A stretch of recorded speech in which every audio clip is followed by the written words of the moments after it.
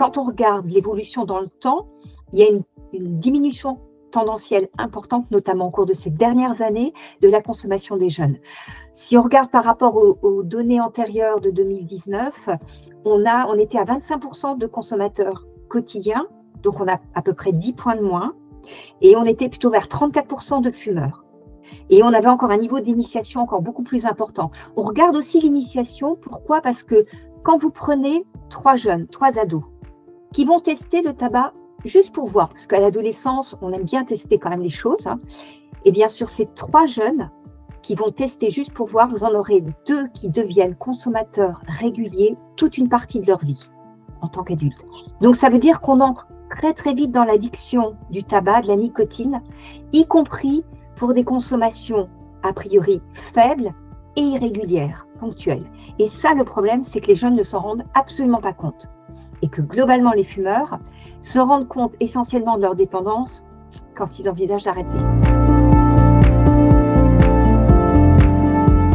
Là où on a constaté une forte diminution de la prévalence de la consommation des jeunes, c'est quand on a eu des politiques fiscales fortes. Parce qu'effectivement, c'est normal, les jeunes sont quand même plus sensibles à l'argument du prix que des gens qui ont des revenus assez conséquents.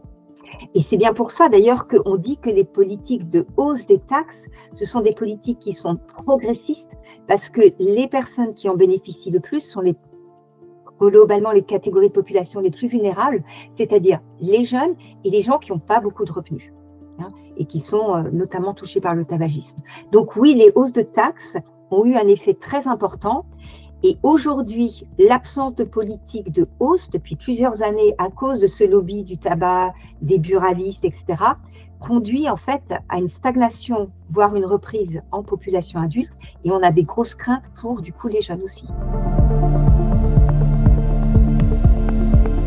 Cette évolution de la consommation, par exemple, des produits du vapotage en France, qui est réelle, puisqu'on a une initiation qui a vraiment explosé au cours de ces dernières années, avec effectivement aussi une progression de la consommation quotidienne, en particulier chez les jeunes filles. Donc ça, c'est vraiment quelque chose qui est très préoccupant parce qu'on voit bien derrière qu'il y a toute une stratégie de développement des arômes pour que ce soit particulièrement attractif. On a l'âge d'entrée qui diminue aussi, hein, l'âge de l'initiation, parce que les arômes, on en parle, hein, c'est des arômes hyper sucrés qui font penser à de la confiserie. On n'est plus du tout sur des produits où on n'imagine plus que c'est une drogue en fait, que c'est une drogue qui est toxique et qui fait qu'à un moment donné, on n'arrivera pas à arrêter. Et le souci de tous ces produits, comme ils sont très chargés en nicotine, c'est que l'incidence, en particulier pour les jeunes, est très importante dans la mesure où on peut déjà établir que la maturation du cerveau des jeunes va jusqu'à 25 ans. Et quand vous êtes exposé à ces produits, en fait, il y a une évolution qui s'opère dans le processus de maturation et qui, du coup, va notamment rendre l'arrêt particulièrement difficile par rapport à ces produits.